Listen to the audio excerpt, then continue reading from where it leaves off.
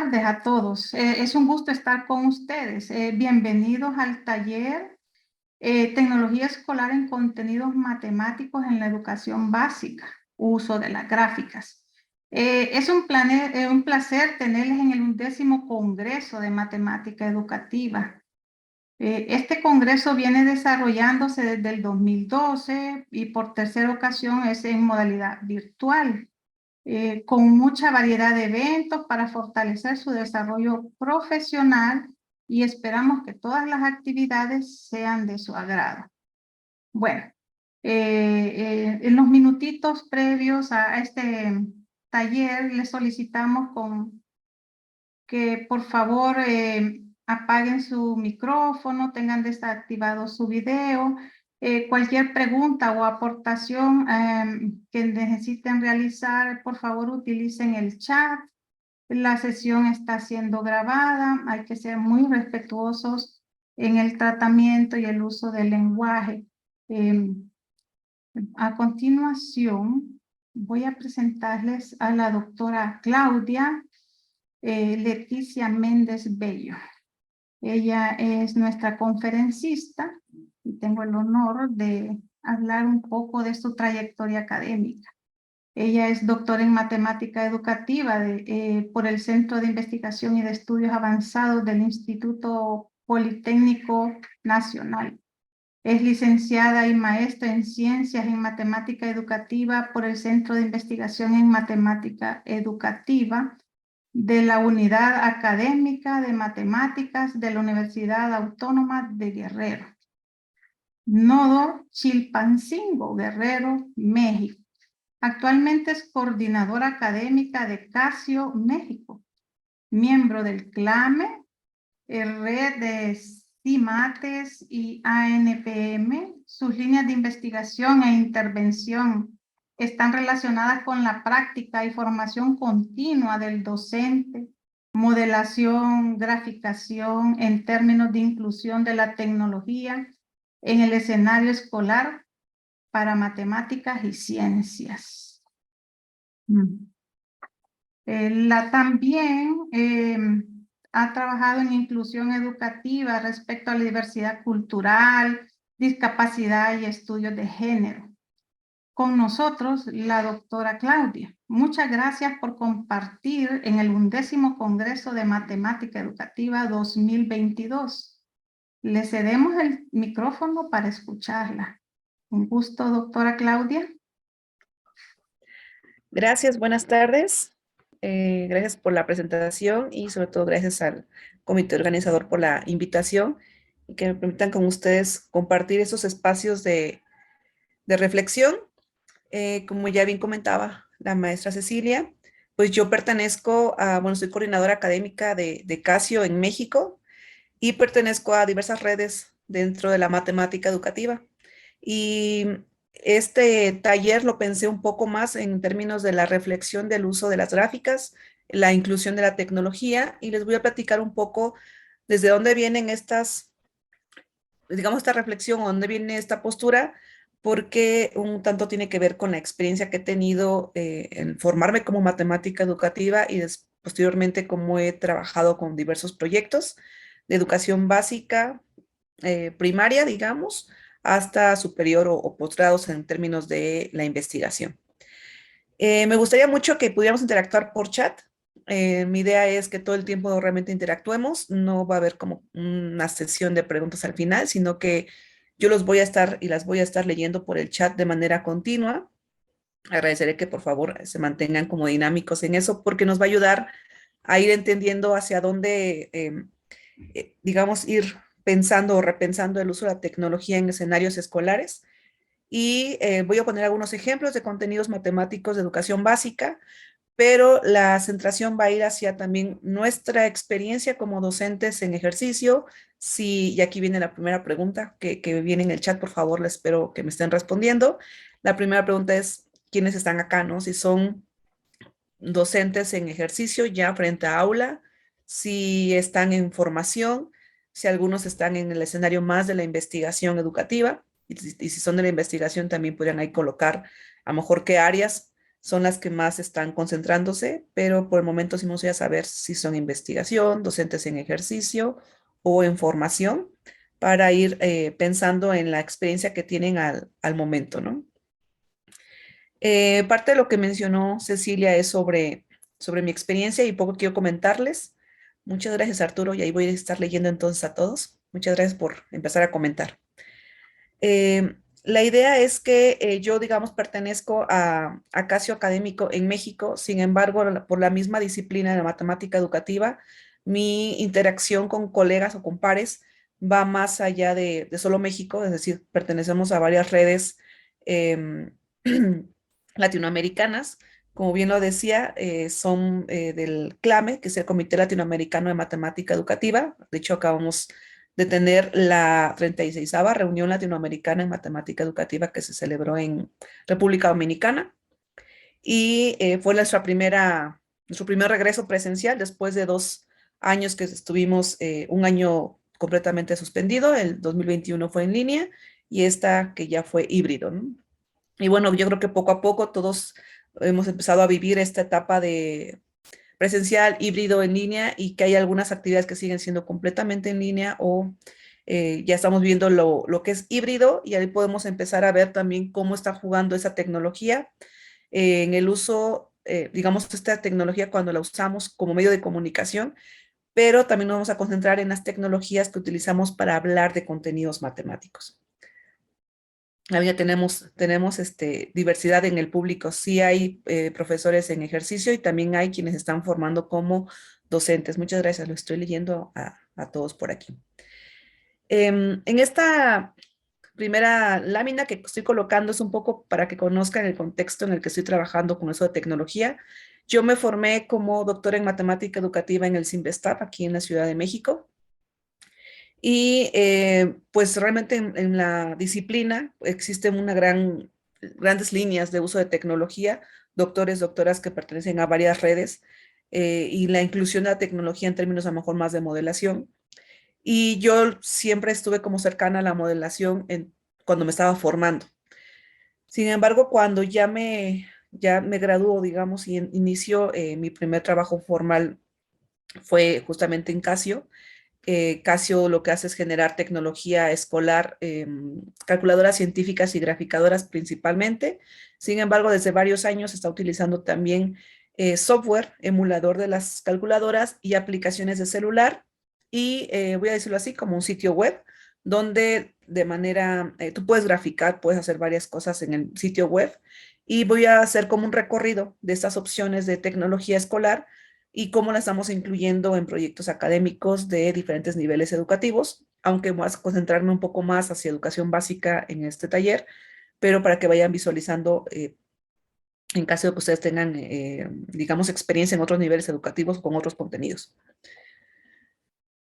Gakuhan es el programa académico en el que nos concentramos para apoyar al docente y al estudiante. Entonces, si bien ellos generan la tecnología, este programa académico se concentra en el buen uso de esa tecnología en escenarios reales de escuela, en diferentes modalidades, para diferentes niveles educativos, y que nos estamos, digamos, adaptando, readaptando, repensando cómo se utiliza la tecnología con todos los cambios curriculares que están existiendo. Ustedes podrían decirme por ahí también por el chat si en su país, voy a poner el país, por favor, porque eso estamos leyendo, o sea, por ejemplo, así como pusieron, ¿no? Perú, Honduras, podrían poner el país y decir si están ocurriendo cambios en la estructura del programa y plan de estudios, porque, pues, aunque, digamos, en teoría la pandemia no se termina, no ha finalizado, tampoco ha finalizado como esa etapa de seguir trabajando en línea, eh, en algún momento, la verdad, sí sentí que pasó muchísimo tiempo, pues yo soy de México, pasó mucho tiempo en la que empezaron a hablarse de manera oficial de cambios en la currícula. Entonces, no ha ocurrido cambios sobre el plan de estudios, la forma en cómo interactuamos con los estudiantes, cómo los vamos a evaluar cuando estábamos completamente en línea. Eh, hemos tenido etapas de estar eh, entre comillas, solos, voy a decir solos porque oficialmente no hubo lineamientos, pero siempre todos los eventos que estuvimos viviendo de manera híbrida o en línea fueron pensando en cómo le hago ahora que estoy trabajando completamente en línea y no se conectan todos mis estudiantes, ¿no? Entonces, pueden poner, por ejemplo, el país y decir, sí, estamos haciendo cambio de currícula, o sí ocurrió, o apenas va a ocurrir, o en qué periodo va a ocurrir. En Honduras dice que todavía no han ocurrido cambios y así nos vamos a empezar a leer, así que les agradeceré que en el chat lo empiecen a colocar. En México están ocurriendo algunos cambios y estamos todavía en proceso de poder entender, de leer lo que están haciendo de manera oficial, porque eso es una cosa, ¿no? Lo que el programa de estudios me dice y otra cosa es lo que yo de manera real puedo hacer en mi aula. Y un poco eso tiene que ver con, digamos, cómo es que yo actúo de acuerdo a lo que pasa en mi aula. Puedo tener un lineamiento oficial o un reglamento o esas formas a las que pretenden que yo pueda trabajar cierto contenido, pero otra cosa es cómo realmente yo como docente me enfrento a aula y me encuentro con necesidades diversas dada mi población. Les voy a pedir que me disculpen con una tosecita que anda muy molestona, así que espero que no pase más allá de unas cuantas veces que tosa. En esta lámina justamente preguntan, ¿cuál es la tecnología para uso en mi aula? Y aquí podemos hacer distinciones y ahí también, por favor, si en el chat pueden comentar si son usuarios de tecnología en el aula, si sí, cuáles, por ejemplo, han utilizado, tienen computadoras, tienen tablets, pueden utilizar el celular. En México hay muchas escuelas que limitan el uso de celulares. em, no tienen computadora, no tenemos internet o no tenemos ni luz, pero también tenemos las escuelas que tienen todo, ¿no? Tienen sus propios software, sus propios plataformas donde pueden entregar tareas y ser evaluados. Entonces tenemos, en México al menos hay una diversidad de, ¿verdad? Bien polo a polo, ¿no? De que tienen todo o que no tienen nada. Y el programa de estudios, el plan de estudios, si es educación media, por ejemplo, de preuniversidad, puede haber un sistema educativo que abarca varios estados de la República o que se da en varios estados de la República Mexicana y que no se contextualiza de manera oficial hacia las condiciones reales de aula. Entonces, ¿cuál es la tecnología que es ideal para mi aula? ¿Cuál es la que realmente utilizo? Gracias, Cecilia. Dice que algunos simuladores en línea también utilizan. Eh, Lo que a veces es usual para para la tecnología en aula es el uso de la calculadora, ¿no? Eso puede ser como muy usual, es una calculadora que se mete en la mochila y es como a veces desde la primaria. Pero la forma en cómo la utilizamos a lo mejor cambia de acuerdo al mismo sistema de la escuela o bien hacia el mismo docente. ¿Qué tan tecnólogo, tecnóloga soy? ¿Qué tan habilidosa soy? A lo mejor tiene que ver con qué tanto me involucro con otro tipo de tecnologías y experimento y las involucro en mi aula, aunque mi escuela como tal no lo esté sugiriendo. Eso depende mucho a veces de nosotros como docentes. Eh, Arturo también menciona que una mayoría dispone de computadoras. Por ejemplo, en México hay también programas donde se les dotaba de tablets y computadoras. Y aquí la parte importante es la tecnología, ¿para qué? ¿No? No solamente hablar específicamente de qué tecnología, qué dispositivo físico, digamos, y otros digitales, sino además para qué la voy a usar, cómo es que la uso. Yo generalmente he pensado mucho en esta demanda que hacen explícitamente hacia los docentes, hacia nosotros como docentes, y lo hacen de manera oficial, ya saben, las noticias, el periódico, los mismos padres de familia, y hasta viene como una etapa como de juicio, ¿no? Los docentes no incluyen tecnología, no conocen sobre ciertas tecnologías y pareciera ser que nuestra clase por sí sola ya es obsoleta por no tener tecnología. Y cuando se habla de necesitamos que sea más dinámica, que puedan innovar, parecía que la palabra como innovar está como con que todos la sobreentendemos y que ya se sabe qué voy a hacer en mi aula, ¿no? Innova en tu aula, sí, pero ¿qué? O sea, ¿qué es innovar en mi aula? ¿Qué, bajo qué condiciones estoy también, ¿no? Porque yo pudiera ser muy habilidoso en tecnologías, pero si mi aula en sí no tiene o mi escuela no tiene, mis estudiantes cuando se van a casa no tienen cierto tipo de dispositivos, pues también me veo solo en la necesidad en la postura de que yo puedo dar una clase utilizando ciertos dispositivos, pero que se va a quedar solamente en la clase de 8 a 9. Y cuando se vayan a casa no van a tener ese recurso. Entonces, aquí la idea es que reflexionemos todos, perdón, que podamos reflexionar sobre qué tecnologías estoy involucrando en mi aula y para qué. Puede haber tecnologías que son más hacia mí como docente cuando yo imparto mi clase, cuando preparo mi clase, cuando preparo mis exámenes, cuando estudio yo mismo, yo misma estudio matemáticas y me sigo preparando como docente de matemáticas. A lo mejor utilizo ciertos dispositivos, pero cuando yo imparto mi clase, ocupo otros. Y cuando el estudiante está en mi clase y se va o se va a casa a seguir estudiando, ella utilizan otras cosas. Entonces, aquí es un poco empezar a reflexionar cuáles son las tecnologías usuales que tenemos en aula y para qué nos están utilizando, para qué las hemos estado utilizando.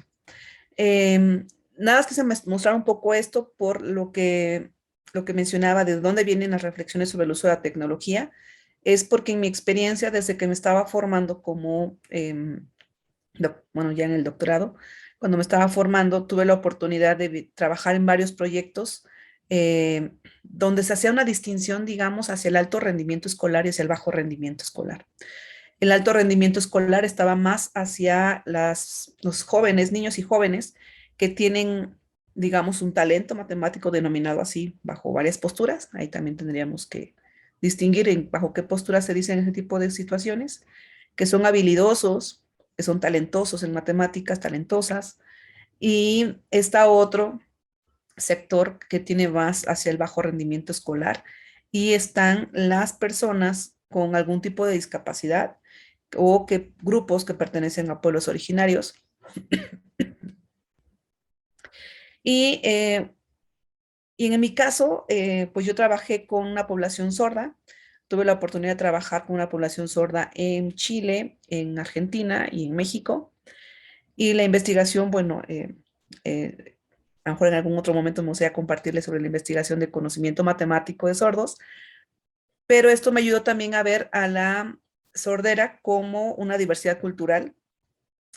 ¿Y por qué menciono todo esto? Es porque pareciera ser que cuando tenemos el plan de estudios, el programa de estudios, el libro de texto, el problema, pareciera ser que ya el enunciado está hecho, ¿no?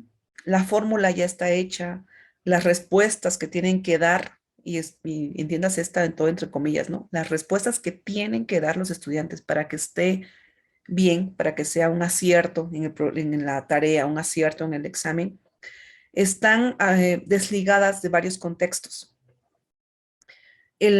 A veces el evidente es el contexto de la misma aula, de la misma población con la que se trabaja. Otra es el contexto mismo del objeto matemático. O sea, a veces pareciera ser que lo ponemos todo en una formulita y nos olvidamos de todo lo que lo acompaña para que pueda generar, digamos, este significado, esos conocimientos. Entonces, en ese sentido es que yo me he enfocado en el trabajo del uso de las gráficas, un poco más hacia el uso funcional de la matemática y cómo, bueno, voy a citar a la doctora Daniela Soto, chilena. Ella trabajó algo muy importante sobre el papel excluyente del discurso matemático escolar, es decir, cómo pareciera ser que tenemos cierto tipo de discurso ya en el aula, ya como profesores, más cuando hablamos de algún tipo de contenido matemático, y que está a veces cargado de algún tipo de conceptos, formas, las tablas, la gráfica, la fórmula, ya está como estructurada, ¿no? Esa forma de trabajar ese objeto matemático o esos procesos ya están armaditos. Y la forma en cómo queremos que nuestros estudiantes respondan, cómo los queremos evaluar, también parece que ya está armadito. Y ya no hubiera como esta dinámica de yo como docente interactuar con el mismo conocimiento matemático y cómo permitir que mi estudiante pueda construir su conocimiento matemático, porque ya hay una fórmula y se vuelve todo como muy algorítmico, hay cosas que tienen que ser así, pero no todo. Entonces, ¿en qué momento al enfocarme en la tabla, al enfocarme en el tipo de gráfica, al enfocarme en la fórmula, en el tipo de respuesta, estoy perdiendo como docente este bagaje, digamos, de argumentos que se pueden desarrollar en la clase y que también estoy, no de manera intencional, pero como profesora estoy a lo mejor limitando la creación de nuevos argumentos y de nuevas soluciones posibles por parte de mis estudiantes. Los estoy limitando a que a lo mejor solamente puedan ver, ¿no? Así como nada más hacia aquí ve este objeto matemático, este tema, ¿no? Lo vemos así nada más. Y a veces es el mismo, pues, mismo sistema, ¿no? Como estamos estructurados. A lo mejor aquí podemos empezar a conocer, conforme vayamos interactuando en el chat, las diferencias entre los países. Ya, bueno, al menos hasta ahorita creo que distinguí tres, que están Perú, Honduras y México conectados, pero podemos empezar a distinguir, digamos, qué tanta libertad tenemos cuando queremos interactuar. Hay, digamos, yo en los proyectos que estaba trabajando, eran del Ministerio de Educación hacia los docentes, o sea, Secretaría de Educación Pública hacia los docentes, pero cuando trabajo directamente con docentes y tenemos este tipo de charlas a lo mejor ya más cercanas, donde no tengo un programa, perdón, un programa específico, sino que estamos hablando en sí del contenido matemático, podemos ver qué tanta libertad tenemos para poder trabajarlo. A veces solamente es el problema ya está y las respuestas ya están. Entonces el estudiante tiene que hacer la respuesta. Y si no, pues es un error, ¿no? Cometió un error, tiene una mala calificación más baja o reprueba el examen. Entonces, esta idea de papel excluyente del discurso matemático escolar habla como de esta centración en el objeto matemático y que a veces opacamos otro tipo de argumentos o significados que pueden producirse cuando trabajamos con situaciones mucho más, voy a decir un poco así como flexibles, a que se puedan construir nuevas soluciones. En la mayoría de los programas de estudio mencionan que queremos de nuestro estudiante egresado que sea analítico, pero cuando hacemos un tipo de ejercicio como muy estructurado, pues no damos paso a esa creatividad o a esa flexibilidad, ¿no? Y en ese sentido es que yo voy a trabajar, bueno, trabajamos sobre el uso de las gráficas en un término más sobre la funcionalidad, es decir, para qué me sirve, para qué la uso y cómo la uso, cuál es su forma y cuál es su funcionamiento. Es decir, si tengo que utilizar una gráfica como una forma de estructurar mi propio problema, digamos, de pensarlo o de responder hacia un problema. Y entonces el papel de la gráfica no solamente es como por sí solo algo que tengo que construir matemáticamente, sino que es a lo mejor una herramienta para poder entender una situación y construir respuestas o soluciones. Este es es un, digamos, un panorama general sobre el uso de las gráficas. Perdón.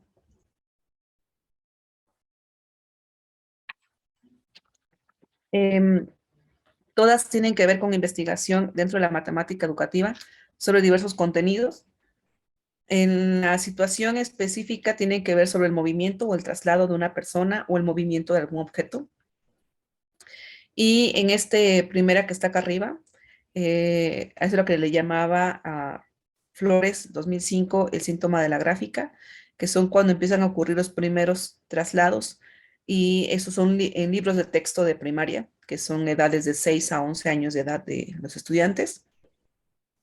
Y luego toda la parte de abajo son gráficos por experiencias en investigaciones de, por ejemplo, del doctor David Saldívar, eh, Eduardo Briceño, de Jaime Arrieta, de Liliana Suárez, y esos tipos de experiencias, todas como en apoyo en colaboración con el doctor Francisco Cordero Osorio, con la categoría de modelación graficación.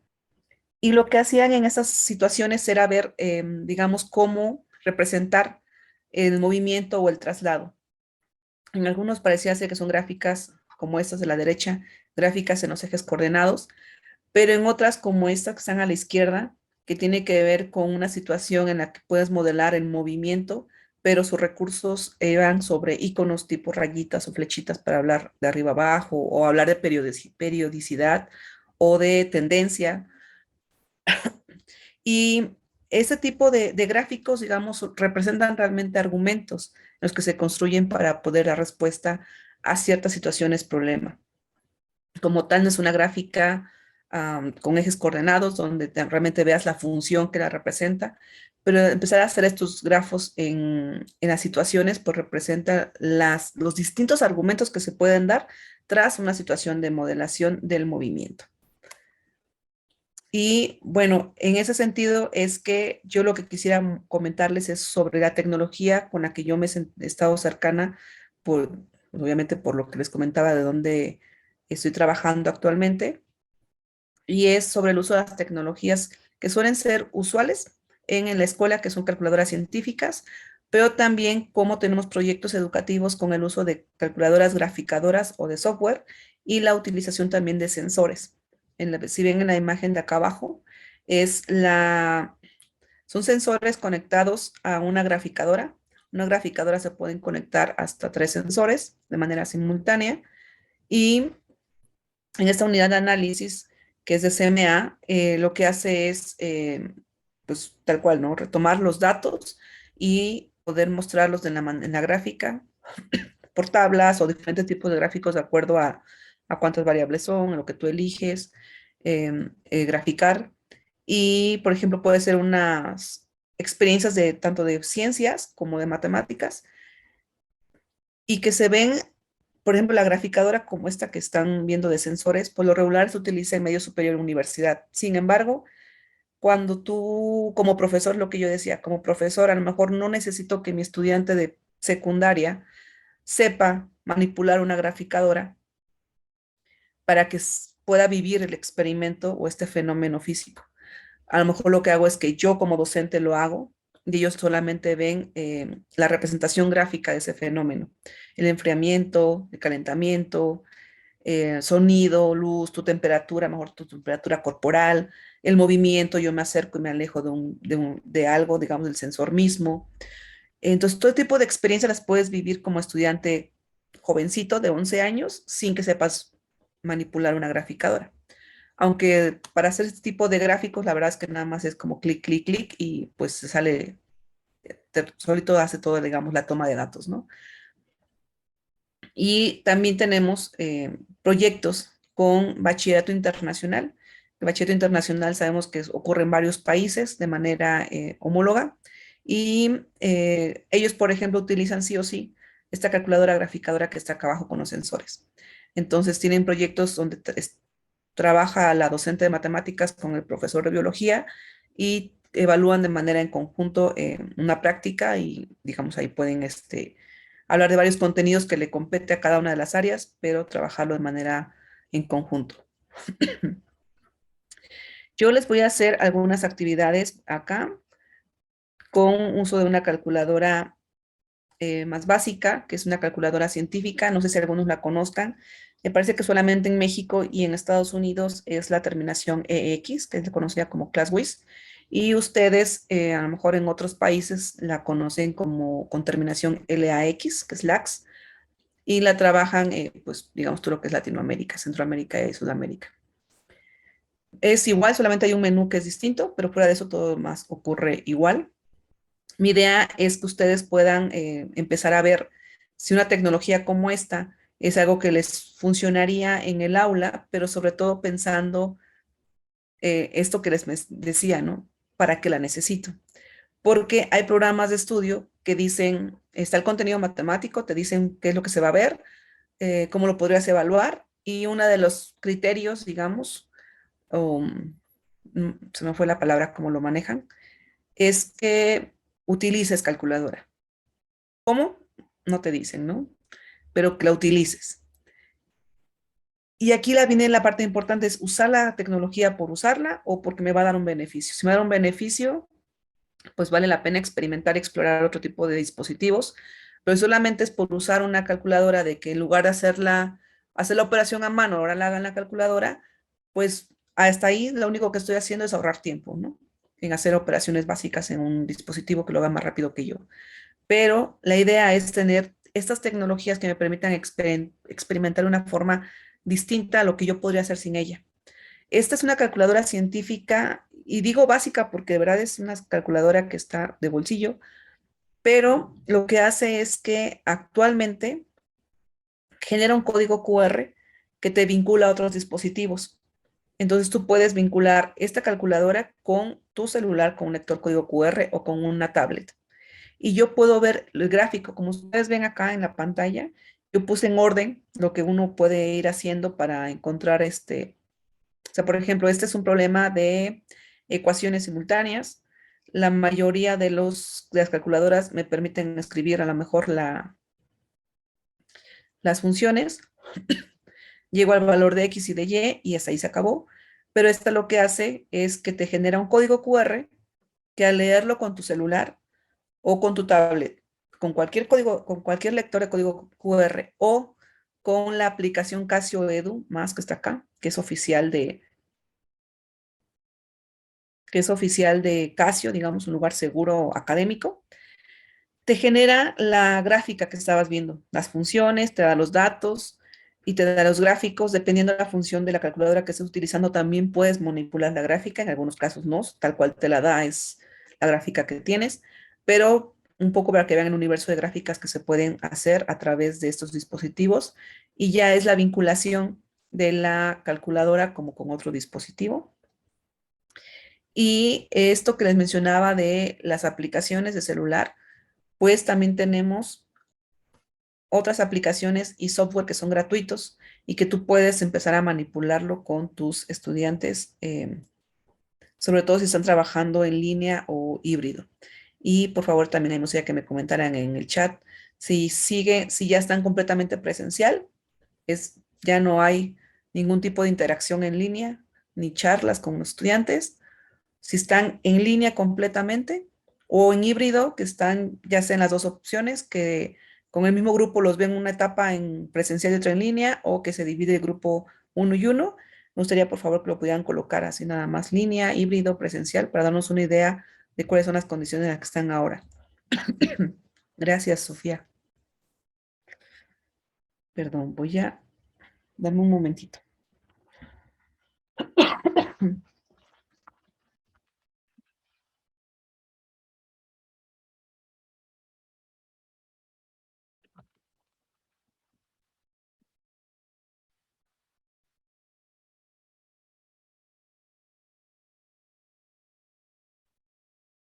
Miren, si están viendo el chat, todavía hay una gran diversidad, presenciales, en híbrido. Ok. Muchas gracias por estar comentando en el chat. Ya la mayoría están en presencial, solamente hay algunos casos que todavía están en híbrido.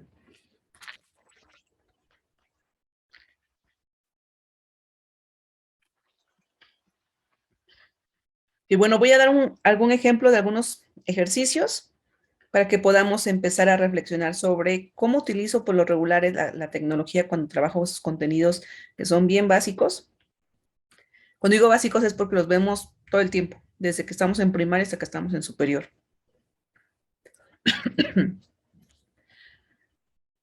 Voy a leer estas 4 preguntas y me pueden ir diciendo en el chat cómo se puede responder eso, ¿no? ¿Qué necesitamos para poder responder esas preguntas?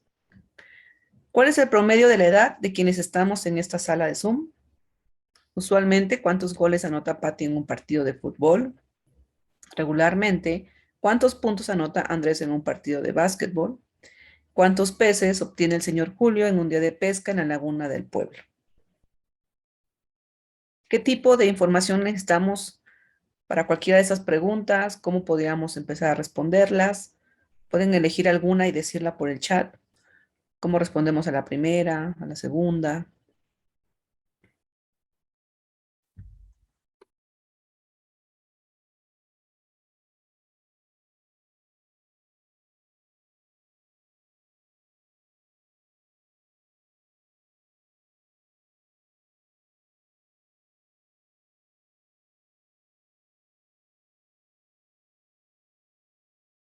¿Qué dicen? ¿Cómo podemos empezar a responderla? Gracias, Marvin. Y empiezan a responder.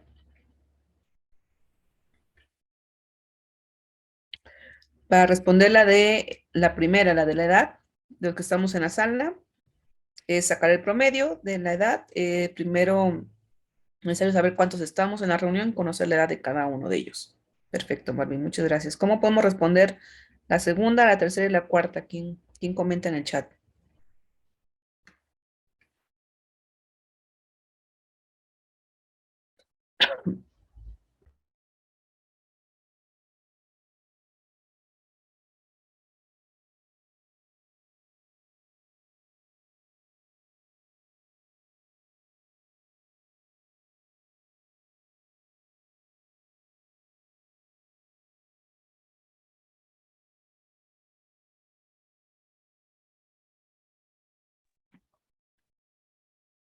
Gracias, Arnold. Por ejemplo, ¿qué tipo de datos necesitaríamos para responder la segunda, la tercera o la cuarta?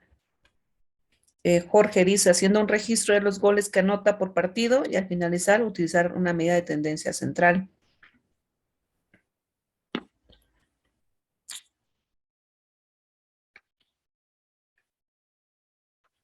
Ok, bueno, gracias por los comentarios. Y yo creo que ese tipo de preguntas no son, digamos, algo que no hayamos visto. Son como muy comunes en libros de texto. Unas son tomadas de los libros. Y regularmente a lo que caemos es como decía este Marvin, ¿no? Necesito saber la edad, cuántos somos aquí en esta sala y saber la edad de todos cada uno de nosotros. ¿Qué haríamos con esa información? Pues sumamos todas las edades y las dividimos por la cantidad de personas que estamos aquí o bien por la cantidad de datos que tenemos, ¿no? Entonces, usualmente trabajamos así ese tipo de contenidos y suele ser que los trabajamos, digamos aquí como está el lado izquierdo hacia abajo. Esa es la forma en cómo procedemos, ¿no? Hacemos la suma y la dividimos por la cantidad de datos. Pero luego parecía ser que es como mm, algo que hacemos de manera inercial, ¿no? Sumamos y dividimos, sumamos y dividimos.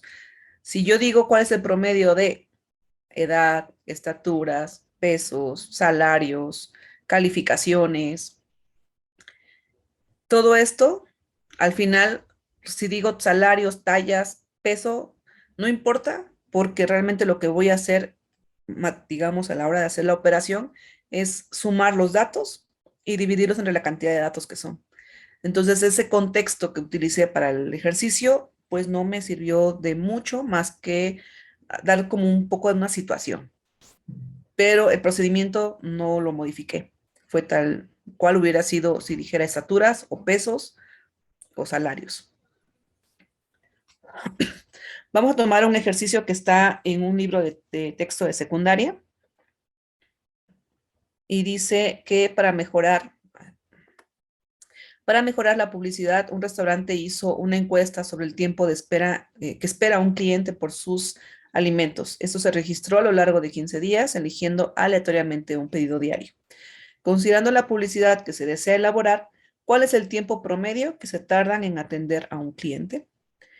Acá está el registro de los 15 días y están los minutos que tardan en entregarle sus alimentos. Recuerden que solamente fue uno de manera aleatoria diario. Entonces tenemos un dato diario. ¿Cómo puedo responder la pregunta de cuál es el tiempo promedio que se tardan en atender a un cliente?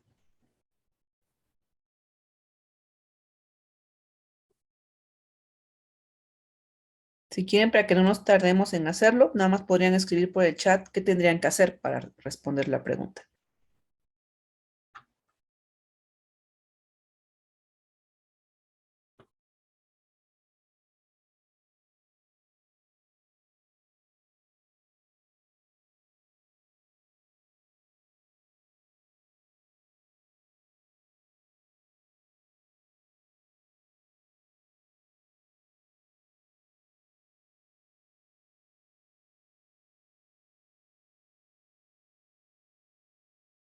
Ok, sumamos los datos. Sumamos todos los datos y los dividimos entre 15, ¿no? Que es el número de datos del registro. ¿Cómo sumamos esos datos?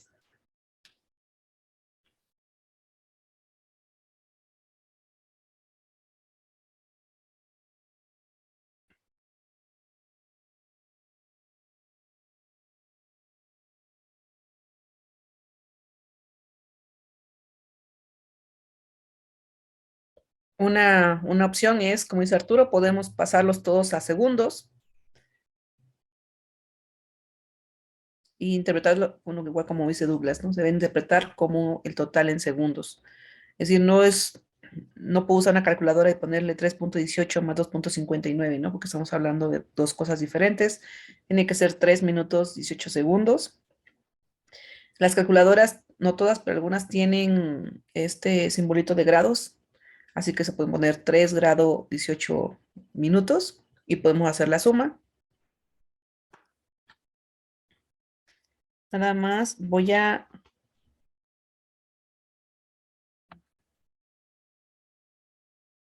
compartirles,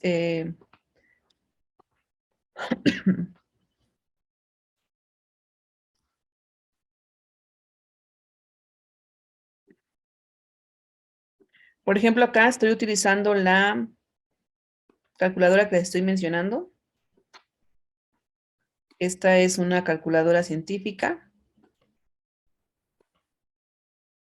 Digamos, el menú lo pueden ver. Y si ven la parte de abajo que está, cada tecla que yo estoy colocando, se va colocando un iconito de cuál es la tecla que hice. Entonces, por ejemplo, después yo puedo grabar esto y el estudiante, por ejemplo, cuando quiera hacer el seguimiento de lo que hicimos, pues simplemente va siguiendo las teclitas que se oprimieron y ya tendría como una guía, ¿no? Una guía de cómo se procedió. Bueno, voy a entrar al menú de estadística, que es el número 6. Voy a entrar una variable y, por ejemplo, sería 3 grados 18 minutos, que en realidad tendría que haber puesto 0 grados, ¿no? Pues de horas, 0 horas, 3 minutos, 18 segundos, pero si lo hago así, pues igual a la hora, como dicen bien Douglas y Arturo, ¿no? A la hora de leer el resultado, pues yo puedo saber que me corrí una posición. Y bueno, digamos, esta sería una forma como rápida de hacerlo, para que yo no esté haciendo el proceso de convertir a cada uno en los segundos. Esto lo podría hacer en donde más, tal vez en una tabla de Excel, podría colocar el dato, una formulita, y que tenga yo mi lista de datos y ya sé cuánto es, hago la suma, o bueno, al mismo Excel le puedo pedir el promedio, ¿no? Pero cada uno tendría que convertirlo o colocarlo algo así. Bueno, ya que tengo toda mi lista de datos, yo no tengo por qué hacer la suma de cada uno de los datos y dividirlo entre 15, sino que acá utilizo ya la que me dé las opciones de todo lo que es los datos estadísticos. Y como podemos ver, pues me da la información de la sumatoria, del promedio. En este caso no puse 3 datos, ¿no? Pero me da varias información. Si ven del lado derecho, hay una barrita de desplazamiento, significa que hay más información abajo. Y me da toda la información estadística de esos datos que di. Es una forma rápida, digamos, de de obtener el promedio. Hay algo que también para mí es importante porque en el caso de una calculadora básica, hay una que te pide cuáles son los datos que quieres, les pones tus datos y luego te pregunta por tres o son dos cosas, creo que son dos nada más. ¿Qué quieres, la sumatoria o el promedio? Así como, bueno, pues yo quería el promedio, ¿no? Y ya te da el promedio, pero no te da más información. Esa información que te da esa calculadora es lo que usualmente dan las graficadoras, no solamente las científicas.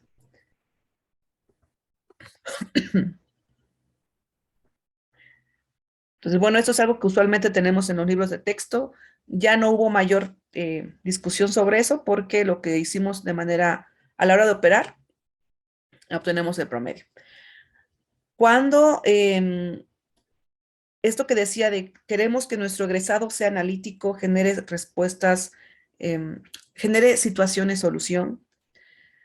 ¿Cómo lo voy a lograr si mi problema, lo único que por muy adornado que lo haya puesto de una publicidad de un restaurante y por mucho que haya colocado a lo mejor un dato que no está dentro de los naturales, sino que a lo mejor tuvieron que hacer esto o recordar que 3 minutos 18 segundos no es lo mismo que 3.18, que fue la única variable ahí? Realmente yo no estoy pidiéndole nada diferente a mi estudiante. Lo mismo pudo haber ocurrido con lo de los goles o con lo de las edades y en el ejercicio de la matemática que está haciendo, solamente hizo dos operaciones básicas, suma y división. Entonces no está haciendo nada más sobre el promedio. Si nosotros cambiáramos la pregunta, o sea, en lugar de preguntarle cuál es el tiempo promedio que se tarda en atender al cliente, a lo mejor podríamos preguntarles, y aquí pues también valdría la pena que a lo mejor ustedes me puedan comentar por el chat, qué otro tipo de preguntas se pueden hacer. Si yo lo que quiero es que a lo mejor vean las características de lo que es un promedio.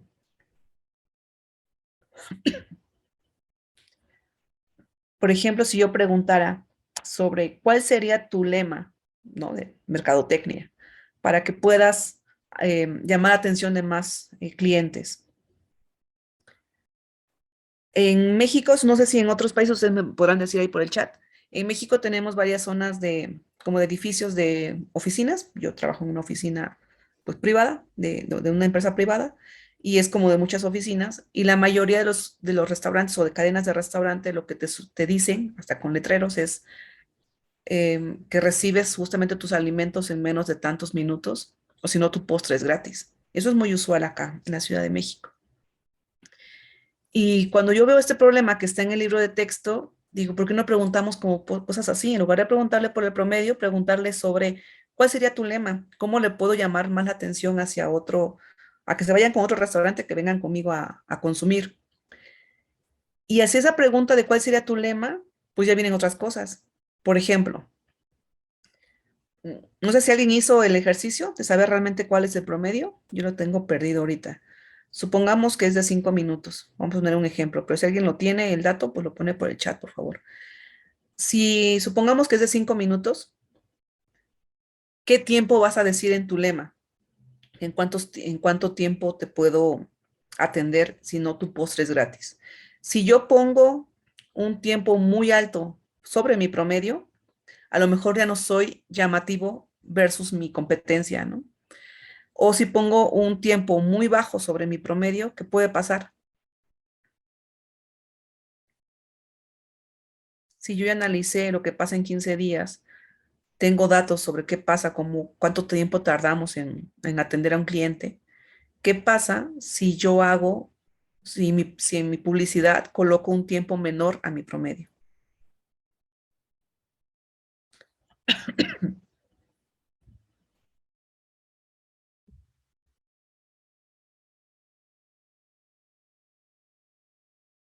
Los leo por el chat, dígame qué pasa.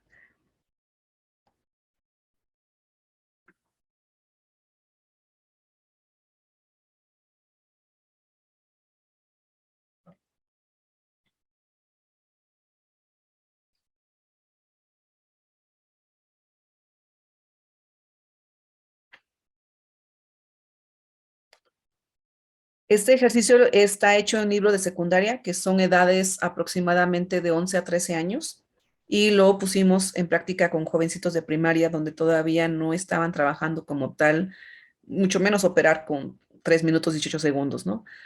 Pero la pregunta es, tendría muchas pérdidas, gracias Cecilia, tendría muchas pérdidas, porque si yo empiezo a decir que lo atiendo en 4 minutos, 3 minutos, ¿qué es lo que me está diciendo mi promedio? Que regularmente lo atiendo en 5. Entonces va a haber muchos casos en los que no voy a poder cumplir con mis 4 minutos que dije o mis 3 minutos y voy a tener que regalar postres. Y regalar postres son pérdidas para mi negocio. Si yo pongo un número mucho más elevado de mi promedio, a lo mejor no soy atractivo como negocio versus mi competencia que está al lado. Y entonces ya tiene más sentido no solamente hacer una suma y una división, sino ver el grueso de mis datos y ver también cada dato dado que conozco mi promedio. Entonces yo puedo tener mi promedio y un dato y verlo, ver cada uno de ellos con mi dato, con mi promedio, perdón. Y así es donde ya no necesariamente lo veo solamente como 5, 4, 3, 10, 8, 9, la suma y me dio 3.8, porque luego a veces qué significa 3.8 cuando estoy hablando de ciertas cosas, ¿no? A lo mejor no tiene sentido que mi promedio sea en decimales.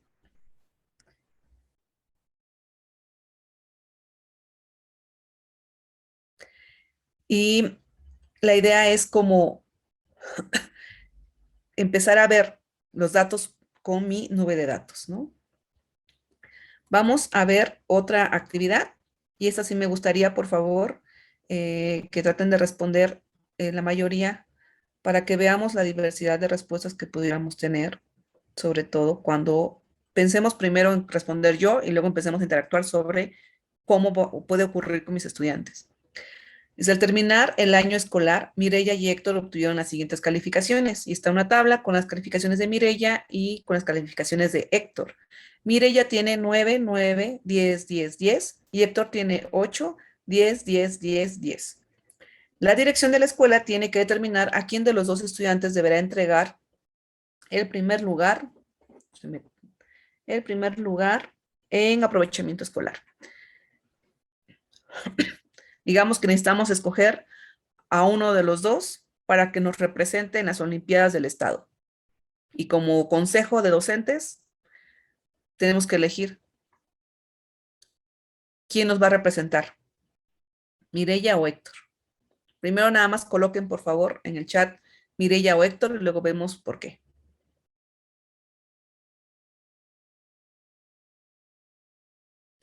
¿Ok?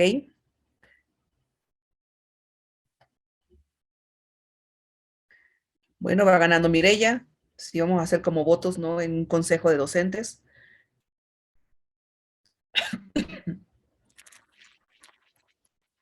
Va ganando Mireya.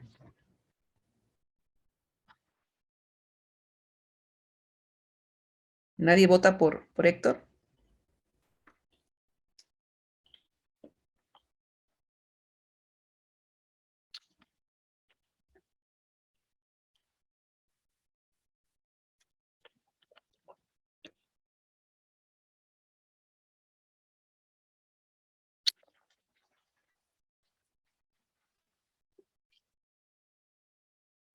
Bueno, ya van cambiando las respuestas. Ya están mencionando a Héctor. Están empatados.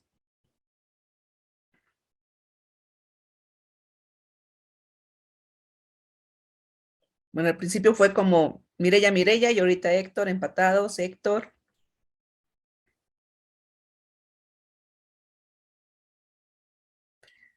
Vamos a quitar la variable del empate, diciendo que tenemos que elegir a uno que nos represente en las Olimpiadas. Entonces, quienes pusieron empate, procuren, a ver, ahorita vamos a preguntar qué es lo que por qué deciden eso, pero intenten tener a alguien por quien votan, Mireya o Héctor, decídanse por uno.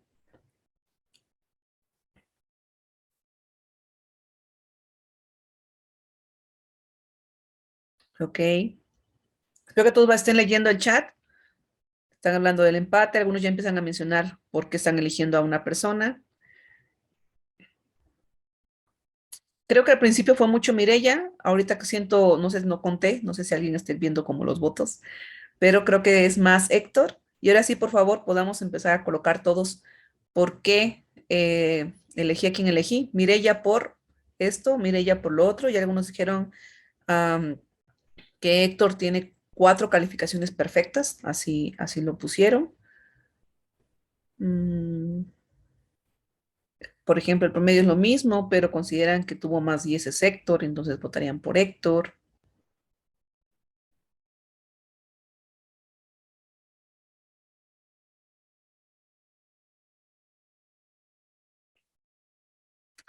Me brinqué algo que puso Arturo, me parece, pero lo hice de manera intencional. Arturo preguntaba que en qué materias, ¿no? Eso también es algo que ha salido mucho cuando comentamos esto con profesores. Es decir, la reacción que tuvimos todos, díganme sí o no, la reacción que tuvimos todos al ver la tabla fue sacar el promedio. Y no necesitamos hacerlo con ningún tipo de dispositivo tecnológico porque creo que de manera rápida hicimos un aprox. A lo mejor ni siquiera sabemos bien cuál es el promedio, pero sabemos que están igual, ¿no? Eh, sí o no fue la primera reacción que tuvimos, sacar el promedio. Estamos escolarmente como habituados a que cierto tipo de la forma en cómo se presentan alguna información, actuamos de manera automática a poder hacer un cierto tipo de procedimiento, ¿no? Como la fórmula. Están así los datos, llámese la fórmula, yo ya sé hacerlo y lo hago. Aquí el asunto es, no te estoy dando la opción. Bueno, hay algo que quiero comentarles. En el libro aparece tal cual así. ¿A quién se lo darían? Y habla del aprovechamiento escolar. Entonces, siento que en la discusión se presta mucho al empate, a decir que los dos, pero entonces uno puede modificar la situación y yo pensaría, me gusta más este hecho de decir, necesitamos elegir a uno que va a ir a las Olimpiadas a representarnos. Entonces, elijamos a uno. Y el argumento es importante. ¿Por qué Mireya o por qué Héctor? Porque si por promedio son iguales, ¿cuál es mi argumento para decirle a sus papás que elegimos a uno de ellos? Porque por lo regular siempre lo que hacemos para calificar es eso, ¿no? El promedio. Y salga como salgan los decimales, esa es la calificación. En algunos casos aceptan todavía el redondeo para arriba y para abajo, en muchos casos ya no se utiliza. Si es 8.3, 8.3 se queda como calificación. Y entonces, ¿cuál es el argumento para elegir a una o al otro? A Mireya o a Héctor. Em, Déjenme leerlos un poquito.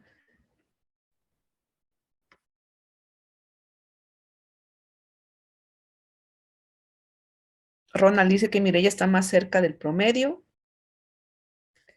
Osman, Mireya, ya que la varianza es mejor para ella. A ver aquí, bueno. am,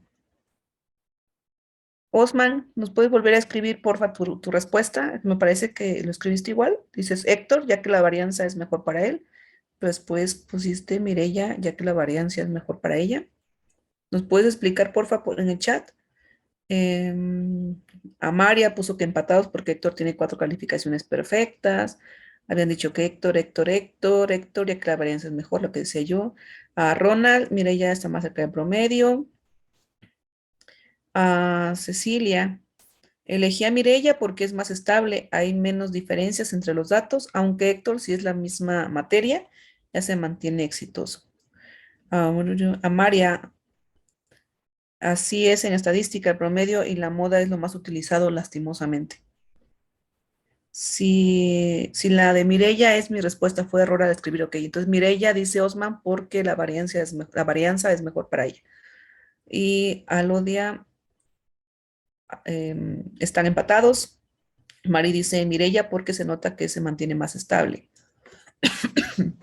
Ay, perdón. Ok, entonces miren, en esta actividad es de secundaria. Es para jovencitos de entre 11 y 12 años de edad porque se ve en los primeros años de secundaria.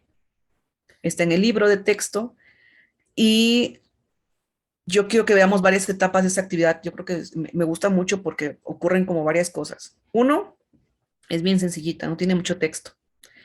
Dos, no necesito como de mayores recursos para poder responderla todavía. Em, pues un poco juega como con la trampa, ¿no? Estamos tan habituados al trabajo de promedio que todos hicimos eso. Es algo que quería que me contestaran en el chat. Estoy asumiendo que sí pasó, que todos actuamos con promedio, y dado que el promedio no me está dando la respuesta, es cuando ya entonces me pongo a construir otro tipo de argumentos. Eso a mí me parece muy interesante, porque entonces, si no hay actividades que me hagan evidente que mi primera respuesta está mal, yo sigo actuando así. O sea, decir, yo puedo haber hecho un 9.6, tienen los dos, ya, listo, hay empate. O elegir cualquiera, no importa, y a lo mejor ya me voy con otras cosas que son más subjetivas, como, pues es que mire, ya nunca falta clase, o es que Héctor, pues ha sido más dedicado, pero en el 8 se enfermó. Ese tipo de situaciones sí juegan un papel en una situación real, pero también hay otras que ya empezaron a mencionar en el chat, ¿cierto? Me parece que había otras respuestas.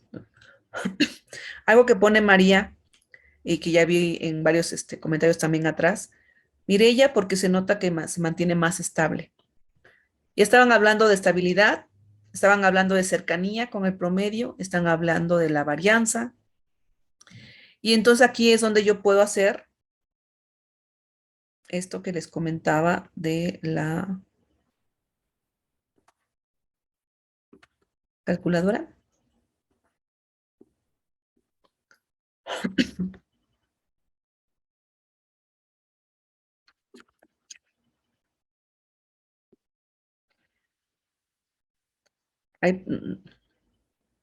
¿Me pueden colocar, por favor, en el chat los datos? Porque yo no lo estoy viendo en la pantalla, pero me parece que al menos Héctor era 8. Y mientras me colocan los de Mireya, si no me estoy confundiendo, Héctor era un 8 y 4 dieces. Y Mireya es 9, 9. ¿Sí, cierto? Dos nueves y los demás, sí, muchísimas gracias. 10, 10, 10. Y aquí entonces ponemos, quiero saber todos los datos estadísticos que me puedas dar, ¿no? Y ya no me voy con lo típico de dame el promedio, porque el promedio hubiera sido 9.6, no necesito una calculadora para sacarlo, pero los otros datos estadísticos con un clic los obtengo. Entonces aquí, por favor, los que ya empezaron a hablar sobre cercanías de promedio, sobre varianza, díganme dónde están viendo esa información acá. Voy a empezar a bajar la barra de desplazamiento. Se dan cuenta, todos están en términos de X, es decir, me está dando primero los de Héctor. Cuando yo baje, me va a empezar a dar los de Mireya, los de Y. Así que bueno, vean bien la pantalla, por favor. Y a partir de esta ya empieza, ahí está el promedio de, aquí empieza el promedio de Mireya, como son los datos de Y. Y entonces díganme qué información estoy obteniendo ahí que me ayude a decidir.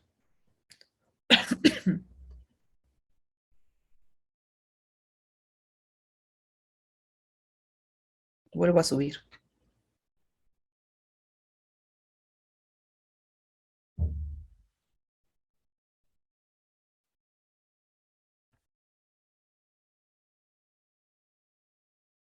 Osman, por ejemplo, que nos había comentado en el chat sobre su decisión de elección, ¿ya ves ahí algún dato que te sirve para elegir o estar seguro de cuál sería y por qué?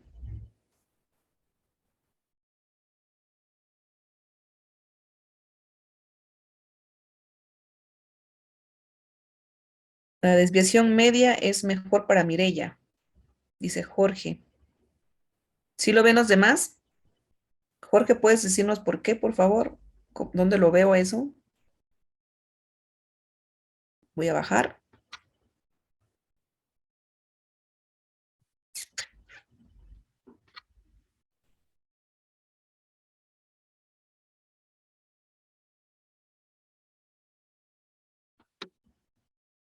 La desviación media es mejor para Mireya. Dice que para Mireya es de 0.48. Uy, que está acá, ¿no? Es el primer dato de esta pantalla. Y para el caso de Héctor es de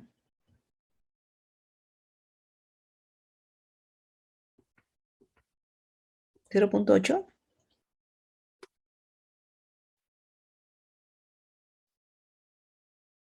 Ok, 0.8 para Héctor y 0.0.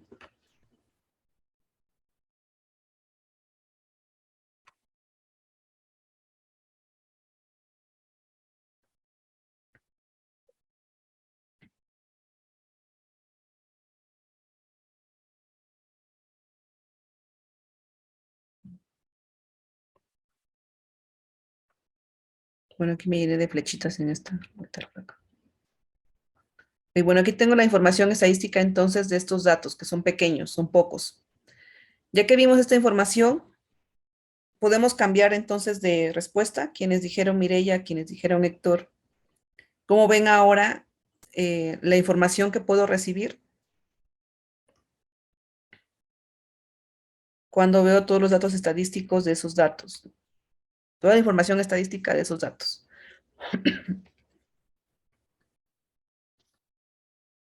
Los que dijeron Héctor,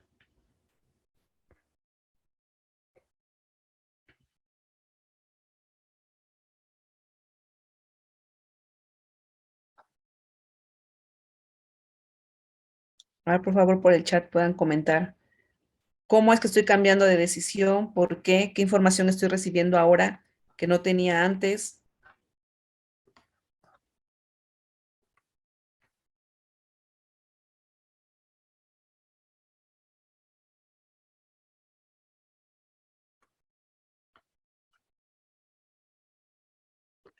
¿Por qué el promedio se quedó como, no se quedó como una opción?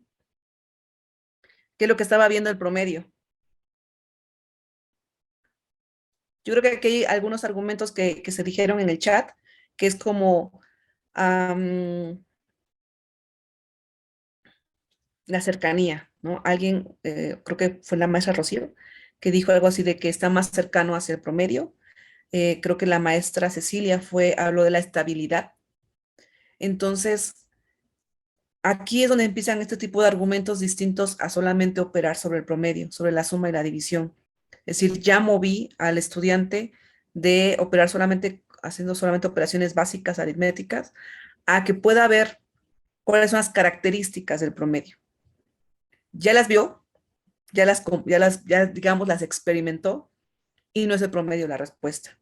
Entonces me voy a otras medidas de dispersión, donde ya no es el promedio, sino que son las medidas de dispersión y la forma en cómo eh, actúan estos datos entre ellos, cada numerito, digamos, entre ellos, es donde ya puedo ver esas características que me pueden ayudar a argumentar por qué escojo a Mireia o por qué escojo a Héctor. Mireia sería en términos de lo que mencionaba la maestra Cecilia, de la estabilidad. Es decir, esa estabilidad yo la pierdo, o esa característica de estabilidad la pierdo cuando solamente sumo y divido, porque al final me quedo con un número. Pareciera ser como que a todos les corto, ¿no? La cabecita o lo que les falta o les sobre, y este es el número que va como por todos los datos. Y me olvido, digamos, lo que representa este con cada uno, y o bien que representa este en mi nube de datos. Eso se pierde cuando hacemos esto tan operativo. Cuando lo veo como los argumentos de la variación también, de la estabilidad, de la cercanía, ya estoy viéndole otro tipo de características que operativamente no las veo o empiezo a perder, o como lo decimos en la investigación que estaba contando del discurso matemático escolar, las empezamos a opacar. Empezamos a opacar ese otro tipo de argumentos. Bueno, en este mismo sentido, quiero que hagamos esta reflexión sobre una investigación que hizo la doctora Diana Medina, que es de Colombia, y la investigación de la doctora es muy buena, es muy grande, es durante varias etapas. Yo nada más estoy tomando aquí 3 escenarios donde me gustaría que hiciéramos esta, esta reflexión sobre cómo se ven los datos y el promedio y cómo a veces por hacerlo de manera algorítmica lo perdemos, lo opacamos. Miren, si ustedes ven ahora en la pantalla, espero que sí lo vean bien. Están los ejes, digamos que del lado izquierdo dice meses, está hasta el dato 21, y abajo, que me aparecen las cosas y ya no veo. En la parte de abajo es sobre personas y tenemos el dato 20, y la línea roja que está en medio, que de hecho está en el 11.5, es el promedio. Ustedes ven ahí un montón de puntitos azules, podemos distinguir todos los datos. Si yo preguntara por la persona 5, todo el mundo puede saber cuál es el mes, el número de mes, ¿no? ¿Qué situación es? ¿Qué representa? Nos podemos olvidar por eso un momento y sabemos que está representando el promedio. Personas, meses y la línea roja es el promedio. Si lo ven, el 16 está en el 3, el 2 está en el 2, la persona 4 está en el mes 8 y bueno, ahí tenemos. Primera pregunta, si yo hiciera la pregunta de ¿cómo puedo hacer para que el promedio, en lugar de estar en 11.5, esté arriba, más arriba? ¿Qué puedo hacer? Aquí hay que escribir rapidito en el chat para que nos dé tiempo de ver las 3 situaciones. ¿Qué puedo hacer para que... Muchas gracias, Jorge, por lo que comentas en el chat. Sí, sobre la actividad que estamos haciendo del promedio, es decir, cambiamos ya de la persona que estábamos decidiendo, ¿no? Votar por Mireia o por Héctor. A ver, los leo por el chat. ¿Qué puedo hacer para que la línea roja del promedio que está en 11.5 esté arriba?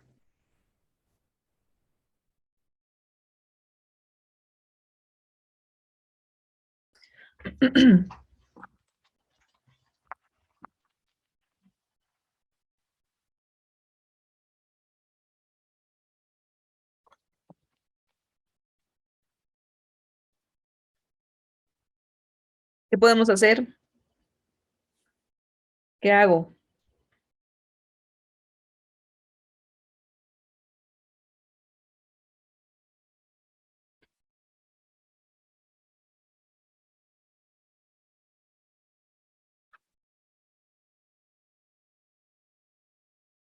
que la persona 1 y 2 tengan puntajes cerca del 11.5 porque son las más dispersas. Bueno, aquí el 1 está hasta el 21 y el 2 está hasta el 2, hasta abajo.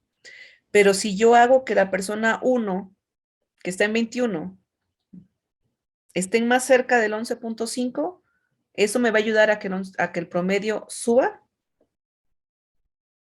Osman también menciona un poco a lo mejor lo que está diciendo a María, eliminar datos atípicos, que a lo mejor son los mismos que está mencionando ella, ¿no? Que es el 1 y el 2. El 1 es el más alto 21 y el más bajo es 2. Yo lo que quiero es que mi promedio, en lugar de que sea 11.5, sea mayor a 11.5. ¿Qué debo de hacer? Cecilia, mejor que las personas o puntos de abajo suban. Es decir, tú podría elegir cualquier dato que esté abajo, ¿no? Que es el 2, el 4, el 6, el 7, que están abajo de 11.5, suban. Y si quisiera que bajara, con que los datos bajen, también podría bajar mi promedio. Aquí a lo mejor hay una sutileza. A lo mejor no necesito que todos los datos que estén abajo de 11.5 tengan que bajar para que mi promedio baje. Porque con que yo pueda mover un único dato, lo baje, ese 11.5 baja. ¿Qué tanto? A lo mejor bien poquitito. A lo mejor casi no se ve, no se distingue ese, ese bajar, pero va a bajar. Y también no necesito que ese dato yo lo suba sobre, sobre la línea de 11.5. No necesito que ningún dato que esté acá, a ver si se ve mi cursor, no necesito forzosamente, que un dato que está por debajo de 11.5 forzosamente suba sobre 11.5 para que esta línea de promedio suba. A lo mejor nada más con que yo suba este 2, la persona 2, la suba a 8, ya con eso el 11.5 va a subir, ¿cierto? Ahora, aquí podemos hacer un juego que es muy interesante hacerlo esto con los estudiantes. Esto podemos utilizar un graficador, podemos utilizar Excel, Excel es mucho más lento, muy fácil con graficadores. Podemos utilizar una hoja de papel, también pues eso sí ya los rayones nos va a ser un poco complicadito, pero bueno, podemos experimentar con varias cosas. Aquí la importancia es los argumentos que se generan a partir de experimentar el promedio, pensándolo como este dato le das como esa personalidad, ¿no? A cada dato. Si yo muevo este dato, se mueve el promedio. No es ajeno a él. El promedio depende de este dato también. Entonces, aquí puede ser fácil y podríamos jugar como que, a ver, si movieras el dato 10 hacia abajo, o tantas casillas hacia arriba o hacia abajo, ¿cómo se modifica? Tú lo podrías hacer porque tienes el dato. Es decir, yo tengo mi línea de datos del 1 al 20, tengo sus números en meses, y si a mí me mueven cualquiera en 8, en lugar ahora va a ser 15, pues simplemente lo modifico en cualquier cosa que estoy operando y fácilmente voy a saber cuál es el promedio. Eso es muy fácil de calcular. Pero ahora pensemos en esta otra opción. Sigo teniendo una forma de representar mis líneas, digamos. Si lo ven, solamente quité el dato de 1 a 20, pero eso también yo lo puedo saber porque cuento los puntitos y yo sé cuántos son. Em, el eje, digamos, el eje vertical yo ya no tengo el dato, pero también lo puedo saber porque yo le puedo poner la escala que yo quiera, eso no importa, yo ya me voy a mover en la escala que yo quiera hacerla. Y también puedo hacer lo mismo, ¿cierto? Puedo hacer este mismo juego. Por favor, en el chat comenten. ¿Hay algo distinto en lo que puedan dificultarse trabajar así que en el anterior? Yo lo que estoy tratando de ver es, me lo complica, pero no es imposible, porque todavía puedo tener yo mis mecanismos de estructura de mis ejes, mi eje Y, que sobre todo es ese, ¿no? Porque el otro es la cantidad de datos. Ahora veamos este. Este es un plano blanco. Yo ya no tengo ningún tipo de escala, pero también puedo saber mi cantidad de datos, ¿no? Aquí, a diferencia de primer gráfico que les mostraba, es que en el primer gráfico yo no, en el primer gráfico me pueden decir, mueve la persona 8, ya no está en el mes 15, sino que está en el mes 11. Y pueden decirme el que quieran. Me voy a lo mejor tardar un poco en operar, o si lo tengo ya en un graficador, pues nada más le cambio a 11, doy clic y ya lo sé. Es mucho más fácil porque es numeritos. Y yo a lo mejor o los opero yo o los opera el dispositivo tecnológico, pero se da muy rápido. ¿Qué pasa aquí? ¿Qué puedo saber si ya no tengo ese número referente para que yo pueda operar?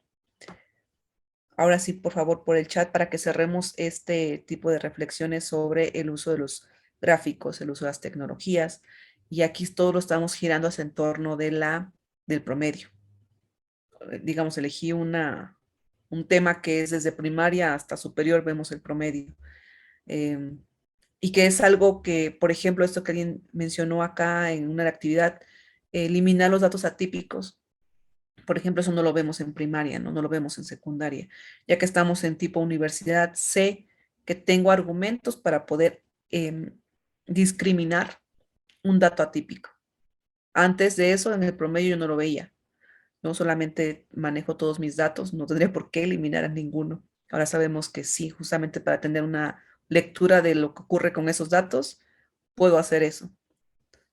Entonces, dígame, ¿qué podemos hacer si la línea azul representa el promedio de toda esta nube de datos?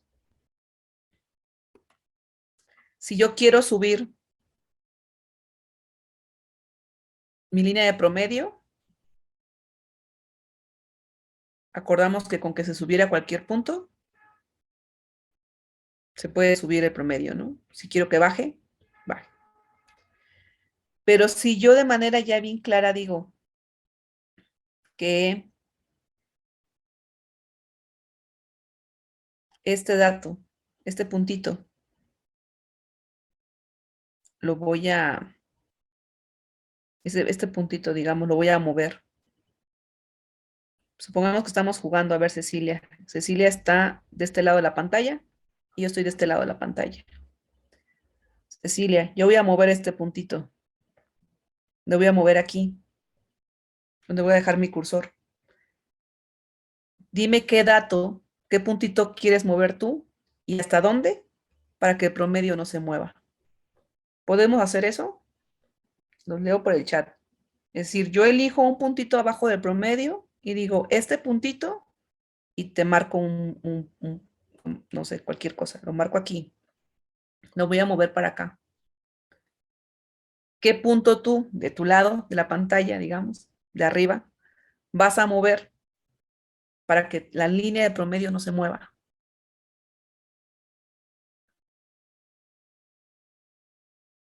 Voy a mover mi cursor porque tengo que leer el chat. Ok, se movería el segundo de la izquierda, la misma distancia hacia abajo. La misma distancia que yo moví de punto a punto. Y así podríamos hacerlo con todos, funciona igual. Es decir, si yo lo subo o lo bajo, para que no se mueva el promedio tendrías que hacer lo mismo. Sí, estamos jugando. Exacto.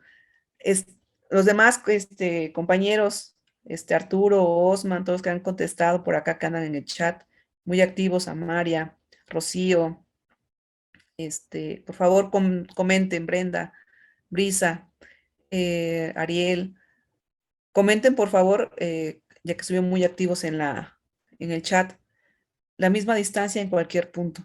¿Por qué funciona? No te preocupes, Arturo, pero igual gracias por ser muy, muy activo. ¿Por qué funciona que podamos hacer eso?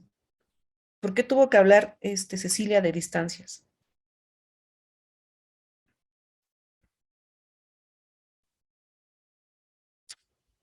¿Quién lo puede comentar por el chat?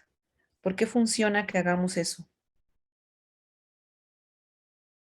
Y aquí se me voy a detener un ratito porque creo que es muy importante todo esto que está alrededor del promedio y que es lo que les mencionaba, que se opaca.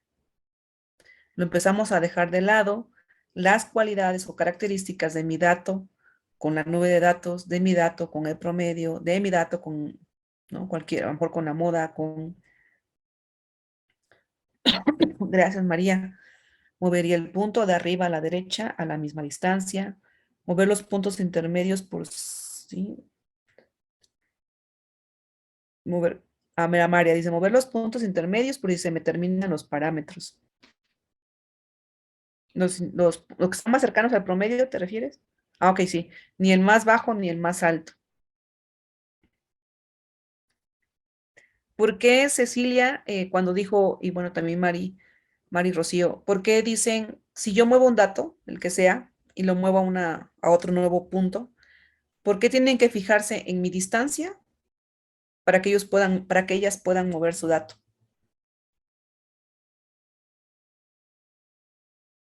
Al subir suma y al bajar resta al promedio. Al subir suma y al bajar resta al promedio, por tanto se anulan entre sí. Es decir, como que hago em, no quiero decir la palabra mientras ustedes no lo digan. Es decir, lo que dice esta Cecilia es, yo muevo un dato, lo subo, está sumándole puntos hacia pues, la suma completa, ¿cierto? Y al final al promedio. Y si lo bajo, le resto a la suma completa y por tanto al promedio. Entonces, cuando hago un movimiento hacia arriba, ella lo hace al contrario y entonces, en teoría, no hubo ninguna diferencia, ¿no? No hay una diferencia en la suma, por lo tanto, el promedio no se mueve. Exacto, la suma de los opuestos es cero. Es correcta, estoy leyendo todo, ¿no? Es correcto, Arturo. Así lo comenta esta Cecilia. Exacto, es decir, estamos buscando un equilibrio. Ese equilibrio es lo que ocurre hace rato cuando hablaba de que hacemos suma y parecemos que si mi promedio es 3.8, si yo lo veo gráficamente con barras, por ejemplo, cada dato lo veo en barras, este promedio que es 3.8 yo lo pongo en todos lados, va a pasar que un dato va a estar más arriba, otro va a estar más abajo, pero al final lo que haces es como completar, ¿no? Digamos, tengo una barrita aquí, mi dato está más alto, esto le sobra. Pero voy con el siguiente, resulta que le falta, pero a lo mejor me sobra un pedacito, pero este pedacito o sea, es como es completar esos pedacitos que sobran o faltan para que tenga yo el promedio el promedio, este número sea representativo como promedio de todos los datos. Esto cuando yo sumo y divido no se ve, pero si yo lo veo gráficamente con barras o gráficamente con puntos y veo una nube y hacer esto que decía este Rocío, si no me estoy equivocando, la maestra Rocío, que decía, y también otro profesor, decían, yo puedo eliminar los datos atípicos, el de arriba y el de abajo, es solamente lo puedo ver cuando yo veo la nube, cuando visualmente puedo ver esta nube de datos, estos puntitos, y puedo percibir. Ahora, si tengo un graficador, pues todavía más sencillamente yo pudiera eliminarlos y ver de verdad cómo no se mueven o se mueven poco. Al final, la nube sigue estando concentrada en cierto punto y aunque yo haya quitado algún dato atípico, esta no se va a modificar.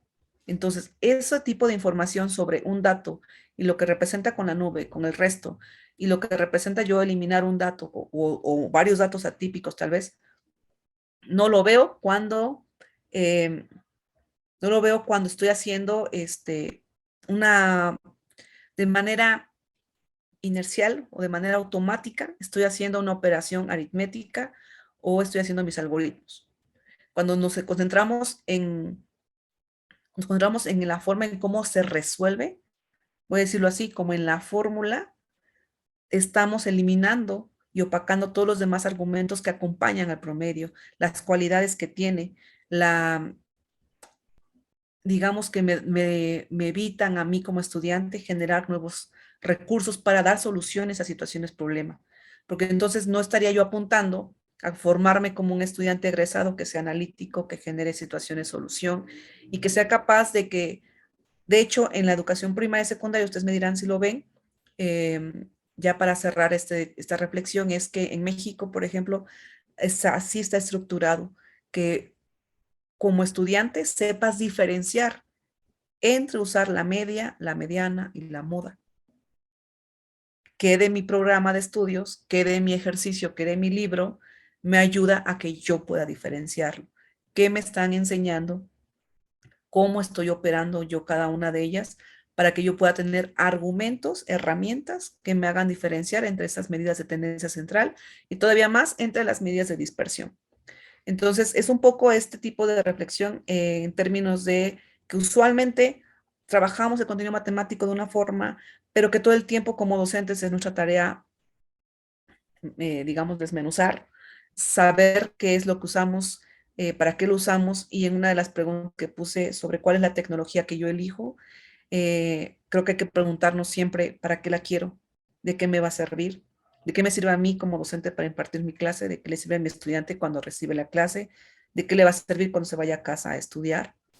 Y también otra cosa muy importante es cómo evaluamos. Yo creo que esa parte es bien complicada de entender, de, de poder pensarla, porque también vienen cosas como si yo enseño de una forma el promedio, cómo lo estoy evaluando, hacia qué estoy apuntando, cuáles son los aprendizajes esperados sobre ese contenido y sobre todo como cómo evalúo cuando tienen tecnología, también es algo que estamos en proceso de entenderlo, de reflexionar y sobre todo en situaciones que son reales de aula, ¿no? Que no queden como en experiencias a lo mejor de, pues de taller, ¿no? Sino que queden en experiencias es, de verdad de aula, de cómo voy a evaluar a mi estudiante que tiene 13 años de edad, está por graduarse de la secundaria, para que pueda postular a un examen de admisión a un nivel preuniversitario. Entonces, se vienen todas estas características cuando trabajamos contenidos matemáticos y sobre todo cuando queremos incluir la tecnología. Siempre cuestionarnos para qué nos va a utilizar, para qué nos va a servir y cómo la vamos a utilizar. Voy a cerrar con algo. Deme una oportunidad tantito, por favor. Voy a cerrar con una información que les quería comentar sobre lo que es el programa académico del cual yo coordino y cómo pudieran ustedes conocerlo y beneficiarse para el uso en aula. Um, yo les había pedido a la organización que me pasaran los datos de los que estuvieron inscritos. Yo le voy a decir a ustedes que les voy a enviar un correo electrónico con cuadernillos de secundaria y de nivel medio superior. Son cuadernillos para el docente que utilizan ustedes pueden utilizar en el aula y que tienen que ver con el software, las aplicaciones de celular. Lo que ustedes vieron ahorita fue el software emulador que yo trabajo. Se puede trabajar en línea con los estudiantes o cuando estás proyectando, pero los estudiantes también pueden tener aplicaciones de celular gratuitas en su dispositivo. No utiliza internet, eso es muy importante. Hay que reconocer que no todos tenemos las mismas condiciones, entonces si hay un software, ese software emulador no necesita internet, el de la aplicación de celular tampoco necesita internet, solamente cuando se descarga, pero ya no más, y yo puedo graficar y hacer un montón de recursos. Esos son los colaboradores académicos que tenemos, trabajamos con Math2Me, está, digamos, a la par de varios youtubers a nivel Latinoamérica, Jesús Grajeda, Marisol Maldonado, Alejandro Rentería, César Serrano y otros colegas que han colaborado con nosotros dentro de la disciplina de matemática educativa. Tenemos apoyos en libros de texto, también generamos códigos QR en apoyo en los libros, digamos, el estudiante está leyendo el libro de texto, lee el código QR y tiene un apoyo extra.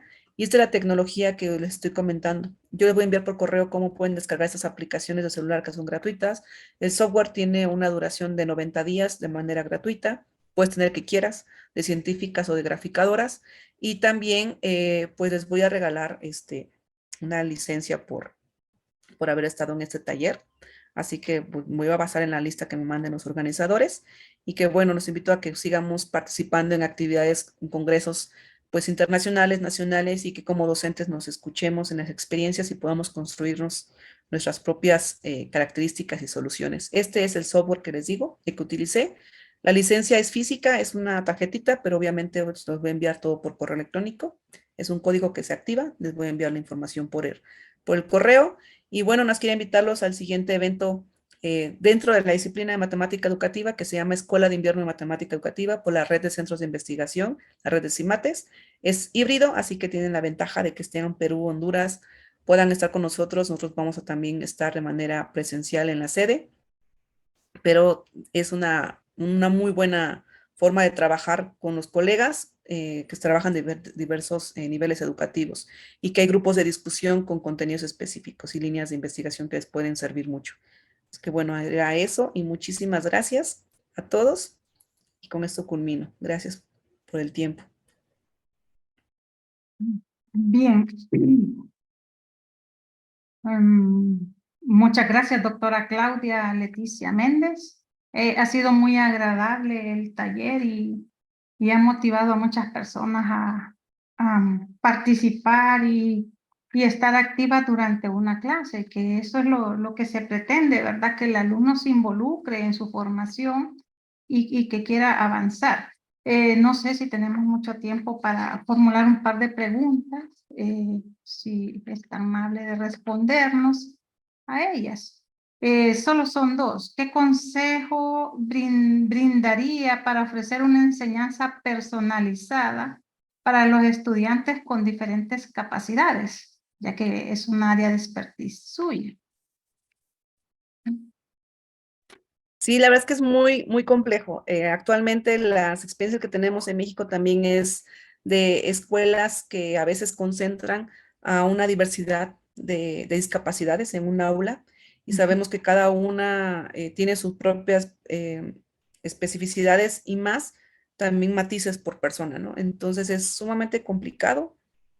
He tenido la fortuna de ver escuelas que, por ejemplo, trabajan con una comunidad sorda y están todos los jóvenes interactuando eh, sin ninguna dificultad más que las propias del conocimiento matemático de enseñanza, pero sí cuando hablan de algún tipo de diversidad de discapacidades en una sola aula es sumamente complejo. Yo tengo una experiencia acá en centros de atención múltiple, pero es muy complicado y además la otra complejidad que se suma es que no sabemos como docentes ni como investigadores en matemática educativa, no sabemos todavía cómo construyen, usan su conocimiento matemático desde una mirada educativa, porque médica y psicológica pues hay algunas investigaciones, pero tenemos que tener nuestra postura desde nuestra disciplina y hay que sumarle hacia la investigación.